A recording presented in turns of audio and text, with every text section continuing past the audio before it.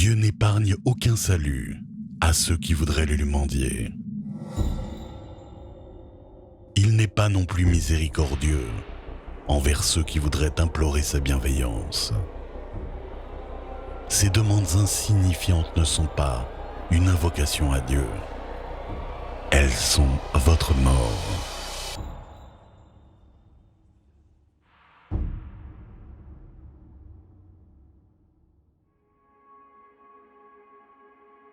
J'ai découvert les mangas assez brutalement. Si j'enlève le classique Dragon Ball, le premier manga que j'ai lu est Battle Royale. C'était un premier essai plutôt éprouvant. Même si cette violence me terrorisait, la précision graphique et l'expression des visages me fascinaient. De manière très abrupte, j'ai pu comprendre la puissance des mangas et pourquoi le public les aimait autant. Je pense que ma génération a découvert les animés grâce à M6 et Midi les Zouzous, entre Yu-Gi-Oh!, Olive et Tom, et même les Mystérieuses Cités d'Or par exemple. Comme la grande majorité de la plèbe, je n'avais pas le câble, donc j'ai dû attendre l'arrivée de la TNT pour découvrir les animés. NT1 diffusait Dragon Ball Z, et Virgin Star diffusait du One Piece, Full Metal Alchemist, et l'animé qui m'a fait cauchemarder pendant plusieurs semaines. Un animé mettant en scène un vampire, débordant de classe, vivant dans un univers ultra violent.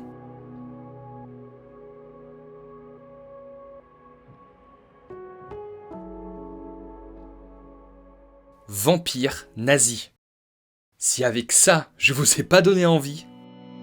Kota Hirano se définit lui-même comme un otaku. Fan aguerri de jeux vidéo et de films, il commence sa carrière en tant que mangaka hentai. Hellsing est son premier gros succès et demeure comme la quintessence de son art. Art qui fut influencé par les œuvres de Akira Toriyama, Hiroaki Samura et Katsuhiro Otomo, mais également par le cinéma de John Woo. Prépublié dans le magazine Yonking Urs, c'est en 1998 que le premier volume sort au Japon. La série de 10 volumes se termine en 2009, avec presque une année et demie séparant chaque tome, ce qui est énorme. Les États-Unis et l'Europe connaîtront d'ailleurs la première adaptation animée bien avant le manga, sorti respectivement en 2003 et 2004. Je précise aussi que Hirano élargira son univers avec un préquel et un spin-off, The Dawn et Crossfire. Si on veut définir ce manga en quelques mots, je dirais sans limite, jouissif et grandiose. Un ovni à la mesure des ambitions de son auteur. Je crée selon mes envies, mes idées, absolument comme je le veux. Je ne me fixe aucune règle et laisse libre cours à mon imagination sans jamais me limiter ni me frustrer. Le manga a connu 2 adaptations. Une première pour la télévision en 2001 et la deuxième en OAV, Hellsing Ultimate, entre 2006 et 2012. La première, produite pendant la publication du manga, se détache de l'œuvre et propose une histoire différente, tandis que la deuxième se veut extrêmement fidèle à l'histoire, au graphisme et à l'atmosphère. C'est le même principe que Full Metal Alchemist et Fruit Basket, qui ont eu 2 adaptations du même style. On va essayer de comparer les 2 animés, déjà pour vous inciter à regarder Hellsing Ultimate, qui est un putain de chef-d'œuvre, mais surtout pour laisser une chance à Hellsing TV. Même si l'auteur ne l'aime pas, je trouve qu'elle apporte des choses loin d'être idiotes, mais surtout pertinentes par rapport à l'univers.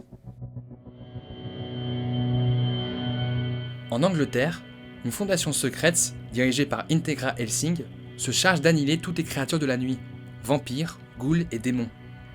Elle est aidée par son serviteur, un vampire surpuissant, Alucard. L'arrivée de vampires artificiels dans le pays marque le début d'un énorme complot, qui se transformera en une guerre totale. 3 groupes s'affrontent, Hellsing, le groupe secret du Vatican Iscariote, et Millennium, qui veut remettre en lumière le Troisième Reich et les nazis. Bla bla bla bla bla bla. C'est marrant que c'est toujours les nazis qui ont le mauvais rôle. On peut avoir une deuxième chance? Merci. Raconté comme ça a l'air totalement nanardesque, et pourtant non. Hellsing est une œuvre riche, apportant un souffle nouveau et épique au mythe du vampire. Un melting pot de références culturelles et historiques, plongé dans une débauche d'excès tellement dingue et prenante. Hellsing est une œuvre monumentale, à tous les niveaux, et les 2 animés, même le premier, arrivent à rendre honneur à ce manga complètement fou.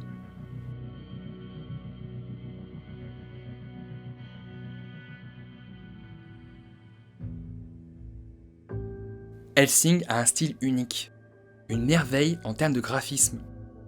Chaque trait magnifie cette aventure macabre et apporte cette touche épique et fascinante qui caractérise cette histoire de vampire.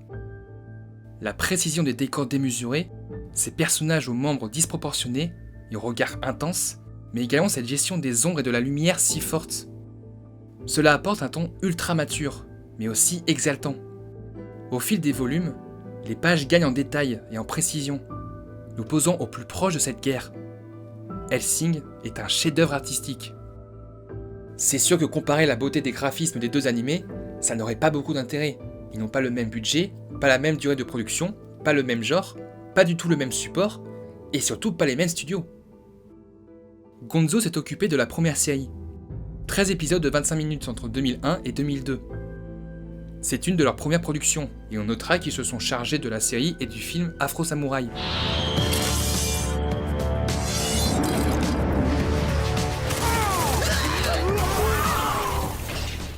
Créé pour la télévision, ce support a justement bloqué la production, ne pouvant pas être trop gore ou trop dur, et devant respecter les codes de la série télévisée. De l'autre côté, plusieurs studios se sont chargés des OAV, des épisodes conçus pour la sortie en support numérique et physique, un moyen plus libre que la télé.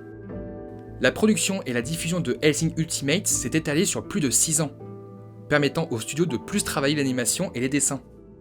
Bon, il y a surtout eu des problèmes de droits de diffusion, mais ça c'est autre chose. Ainsi, Ultimate se rapproche énormément du manga, quitte à reproduire des cases de l'œuvre. Mais avant d'en parler, j'aimerais quand même revenir sur les qualités de Hellsing TV. Hellsing TV a du charme. Même si narrativement ça s'éloigne, on retrouve la patte de l'univers et certains codes graphiques du manga. Notons d'abord une habile utilisation de la couleur. Je trouve qu'elle n'est pas très saturée, voire un peu pâle, mais cela accentue les noirs et met en valeur le rouge. C'est ce qui offre son charme justement. Ainsi, le jeu d'ombre caractéristique iconise habilement les personnages. Ils sont charismatiques et l'animation leur rend honneur, jouant sur la révélation progressive ou sur les effets. Bien que certaines scènes d'action soient courtes, elles restent efficaces et bien lisibles. Ça se regarde sans problème. Il n'y a pas ce fameux souci que j'avais eu avec la première adaptation de Berserk, où des scènes étaient juste animées avec un faux mouvement de travelling, alors que l'image était figée comme ici. Après, la qualité n'est pas optimale tout le temps. Les décors sont légèrement vides, et l'utilisation des backgrounds de couleurs unies, même si elle me plaît, reste trop utilisée. Il y a des moments où on ressent quand même l'économie de moyens, mais surtout, le design des personnages est parfois pas franchement joli.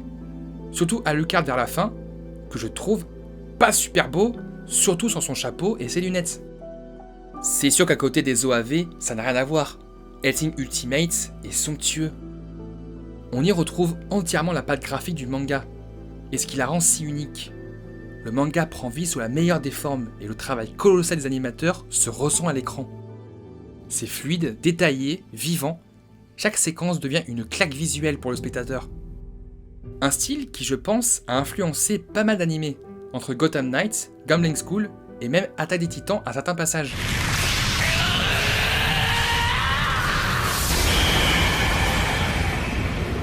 L'immensité des décors est bien retranscrite, avec notamment des effets fisheye et de débulage, qui apportent un certain malaise. La gestion de la lumière approfondit les contrastes et les dégradés pour accroître la maturité du style. Les scènes d'action sont ultra nerveuses, mais surtout jouissives à regarder. Tout contribue à iconiser au mieux chaque lieu, chaque action et chaque personnage. Un énorme effet wow se ressent. Lecteur du manga ou non, les qualités visuelles sauront éveiller votre intérêt.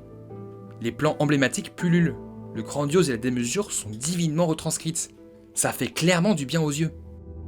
Après, pour les deux animés, la CGI n'est vraiment pas top, et Ultimate en abuse un peu vers la fin, c'est dommage. Là, on peut comparer les deux versions, c'est sur l'ambiance. Avec la mise en scène, le montage et la musique, les deux veulent imposer leur identité. Si on veut résumer vulgairement, Hellsing TV serait un thriller d'épouvante, alors que Hellsing Ultimate serait une œuvre d'action horrifique épique. Le genre va influencer la mise en scène de chaque œuvre. Hellsing TV possède un rythme plutôt lent et essaie de poser son ambiance pour approfondir son univers et ses personnages. Il tente également de développer des moments de peur et d'épouvante, comme l'illusion d'Alucard rajoutée par rapport au manga. On suit une histoire fluide, mais ça implique une chute de rythme assez forte vers la seconde moitié, là où Hellsing Ultimate apporte un rythme parfait. Même si l'action est surtout mise en avant, la série arrive à poser son rythme à travers des flashbacks et des séquences humoristiques. même si elles m'ont un petit peu sorti de l'ambiance. On retrouve également des discussions calmes pour vraiment nous plonger au mieux et nous faire comprendre tous les enjeux.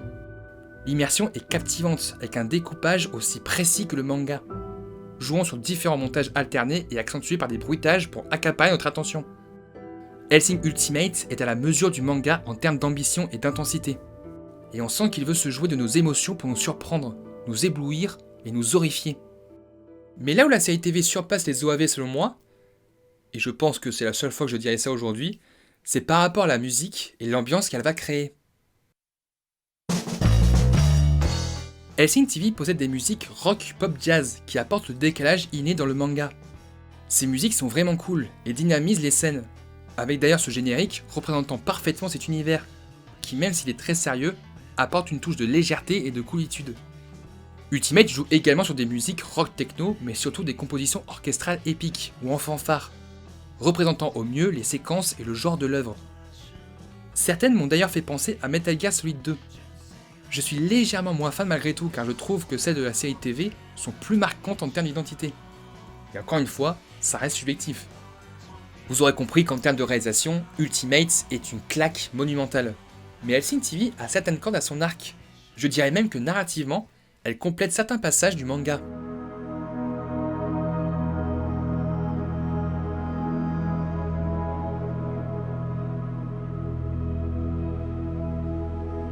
On pourrait croire qu'Hellsing n'est qu'une banale histoire de vampires dégénérés, jouant sur les limites du raisonnable et l'exagération.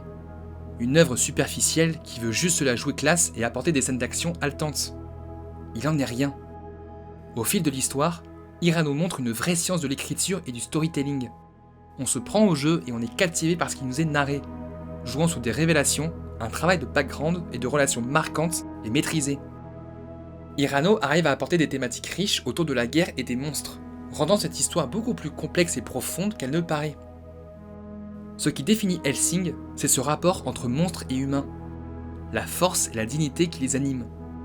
Ultimate suit scrupuleusement ces thématiques et les passages forts du manga, pas forcément dans le bon ordre ou parfois raccourcis. Tout au long de l'œuvre, les humains considèrent les vampires comme les plus forts, mais au final, Hirano nous fait réaliser l'inverse. En succombant à cette transformation, les humains font preuve de lâcheté, reconnaissant qu'ils sont faibles. Ils perdent leur libre arbitre pour s'octroyer force et vitalité. Ainsi, tout au long du récit, on entend cette phrase « Seuls les humains peuvent tuer des monstres ». Hellsing devient une vraie introspection sur l'ordre de la nature, face à des créatures artificielles qui ne respectent pas les codes de celle-ci. Malgré leur faiblesse physique, ce sont les humains les plus forts mentalement, qui ont leur propre volonté. Et pour garder cette force, ils doivent rester dignes. On pourrait presque l'interpréter comme étant un pamphlet contre la guerre et ses conséquences. L'extrapolation et les délires du Air Commander peuvent en être une critique directe. C'est un exemple des différents niveaux de lecture plutôt subtils que propose ce manga. Il y a également une grande partie concernant la religion qui peut être reliée à cette thématique de nature humaine. Iscariotes et le Vatican deviennent presque une antithèse de ce qu'ils devraient représenter, et nous interrogent sur le véritable sens de la religion dans cette histoire. Ce qui dans un même temps donne une vraie ambiguïté sur toute cette histoire. Le manichéisme n'existe pas dans Hellsing. Tout le monde a une part d'ombre pour servir ses propres intérêts et imposer sa vision aux autres. Ces personnages incarnent cette ambiguïté et renforcent notre immersion. Car dans cette histoire, tout peut basculer à tout moment. Rien n'est acquis, et constamment, nous sommes sous tension, à coups de complots, de bouleversements, de manipulations, etc. C'est là une des forces du manga, et d'Hellsing Ultimate. Vu qu'Hellsing TV ne suit pas le manga, il fallait bien trouver quelque chose pour compenser, et même si tout n'est pas parfait, elle apporte une vision beaucoup plus concentrée sur les vampires. Le premier animé se base sur les 2 premiers tomes. Il y a donc beaucoup de liberté prise, surtout à partir de l'épisode 7. Le support de la télévision oblige, j'ai l'impression que la série s'est transformée en procédural drama, ou cop show, comme j'ai pu le lire dans certaines critiques. En gros, chaque épisode introduit une histoire, un crime en particulier, qui sera résolu dans l'épisode.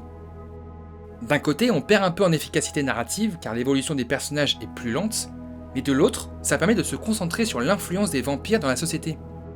De voir comment ils sont perçus sous différentes manières, et ainsi apporter un suivi narratif efficace et intéressant. Que ce soit avec la secte des frères Valentine, l'érudisme de Sarah, le délire de l'immortalité, mais également le côté sexuel.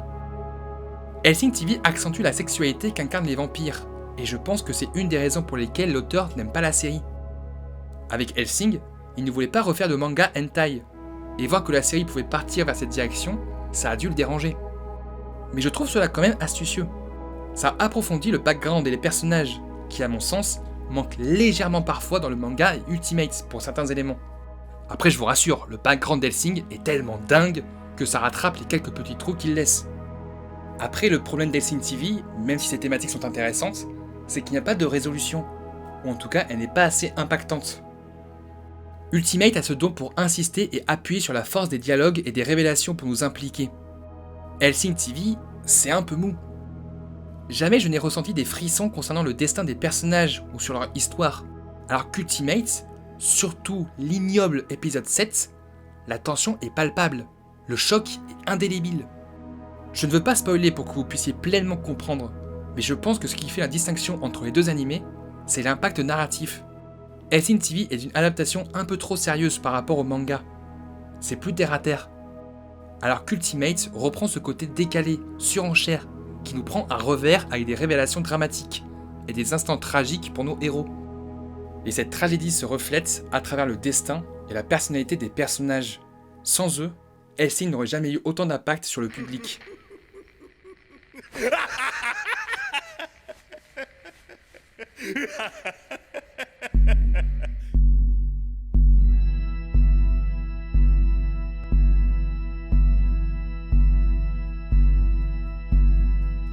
Personne ne pourra nier que tous les personnages d'Hellsing sont furieusement charismatiques.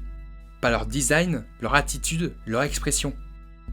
Tous sont animés et guidés par une fierté, une détermination, une assurance ou un mépris envers les autres. Ils sont tous guidés par ces idéaux, ou jouissant de la force et de la violence. Tous s'exaltent dans ce chaos et sont convaincus de leur puissance et de leur victoire jusqu'à la fin. Surtout, chacun possède une personnalité forte, une psychologie marquée par un passé douloureux ou tragique, qui les plonge dans une dimension beaucoup plus émotionnelle.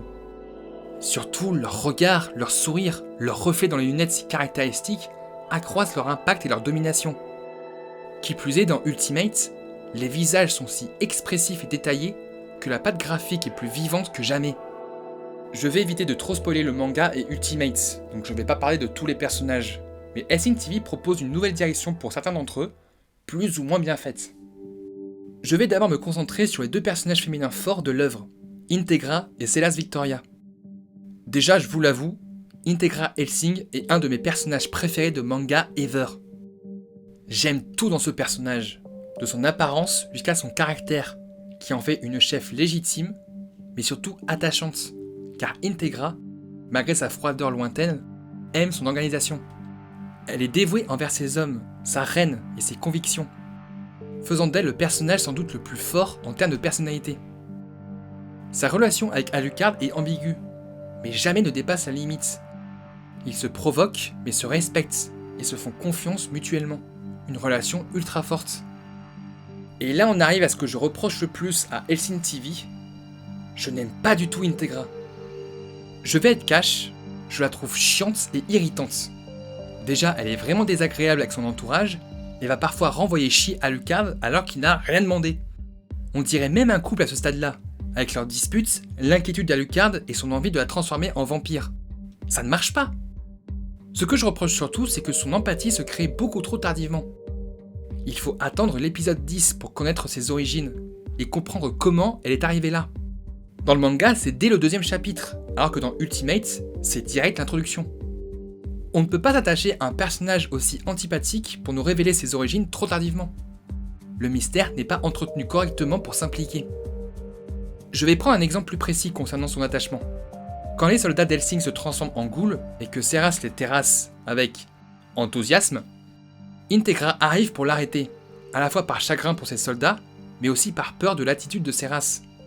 Son geste est fort et nous fait comprendre qu'elle tient à eux malgré la distance.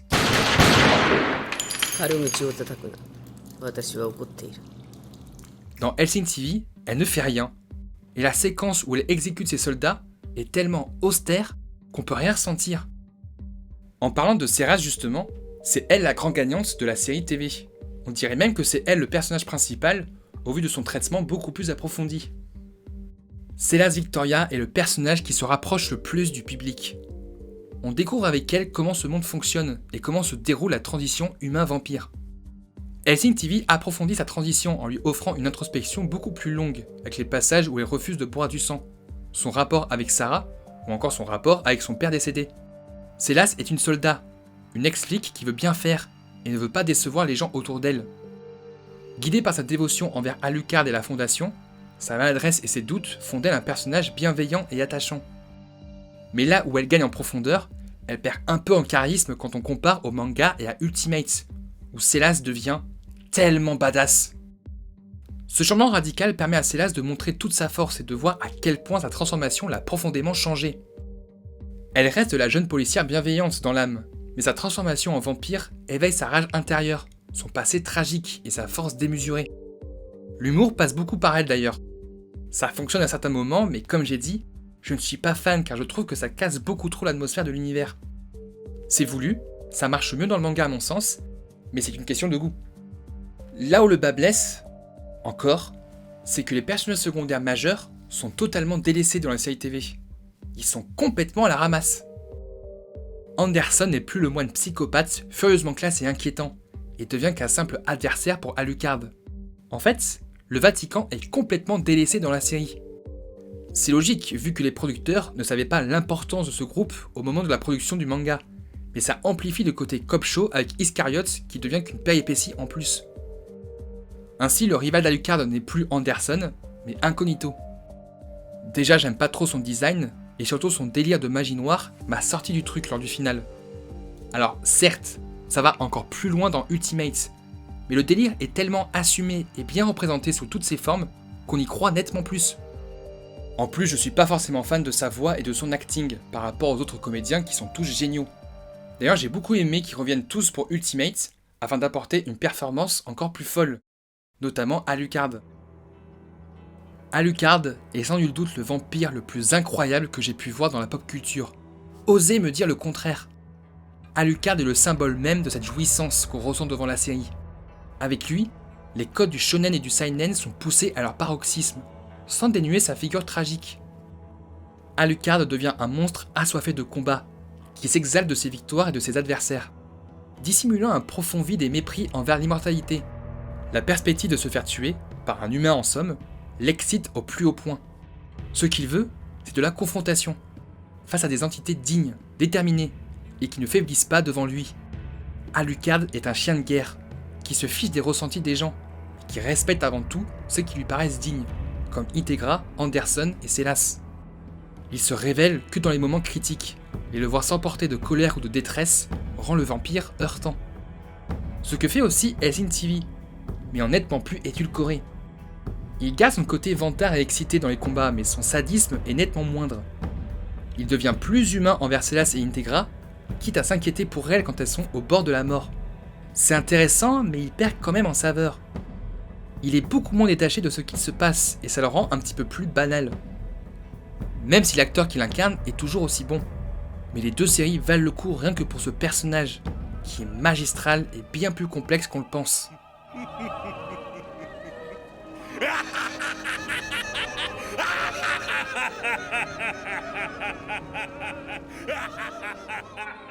Vous savez quoi ? Je vais m'arrêter là en fait. Je vais pas forcément essayer de comprendre pourquoi l'œuvre n'a pas eu l'impact qu'elle mériterait, peut-être à cause de la rareté des mangas ou de son système de diffusion qui a été très frustrante, mais juste, regardez ces deux séries. Hellsing TV n'est pas parfaite, mais est loin d'être une adaptation ratée, car même en s'éloignant du manga, elle arrive à compléter l'univers pour apporter une dose de fraîcheur, qui n'est présente ni dans le manga, ni dans Ultimate. Et le simple fait d'avoir gardé les acteurs prouve que la série a eu son importance. Et rien que le fait d'avoir apporté de la nouveauté qui reste cohérente dans son univers et par rapport à ce qu'elle a établi, ça rend la série vraiment honorable, beaucoup plus qu'on le croit. Ultimate comme le manga sont des chefs-d'œuvre à mes yeux. Même si Ultimate est considéré comme un des animés les plus gore qui existent, ça ne délaisse en rien l'impact narratif qu'elle procure, à dose de personnages et de thématiques fortes. On se laisse guider dans un chaos infernal à la beauté morbide, mais d'une justesse incroyable. Et si vous êtes un petit peu réfractaire, je vous conseille vivement Hellsing abrégé, qui est une parodie juste hilarante. Hellsing brille par sa maîtrise et mérite totalement un second regard, mais surtout d'être élevé au panthéon des mangas les plus intenses et les plus forts des années 2000. C'est un animé qui m'a profondément choqué. Un peu perdu la première fois que je l'ai vu, mais la deuxième fois, qu'est-ce que c'était génial! Hellsing, c'est un pied monumental. Quelque chose que j'ai rarement senti auparavant. Et surtout n'oubliez pas, aimez les œuvres que vous aimez.